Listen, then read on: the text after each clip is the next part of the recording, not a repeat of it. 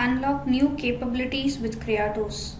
Latest update designed to take your maintenance workflow to the next level by understanding the downtime which has happened in the plant. Under Manage, we can see the option called Downtime Tracking. Previously, to create a downtime, we have to create a work order, and using the assert downtime pop-up, we have to fill up the downtime details. Here we have provided a separate module for the downtime of the asserts, where we can download the templates and input the template. We can just create the informations without creating a work order for the downtime.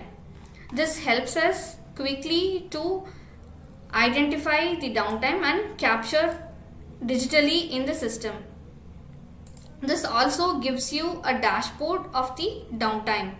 How many breakdowns has been happened on the particular month and on the particular year. This information can be easily tracked, and which is very helpful for all the asset management organizations.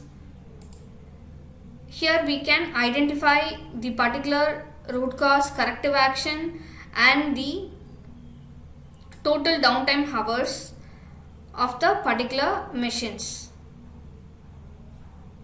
With the additional filter options of location wise filters, and here you can manually create the downtime as well.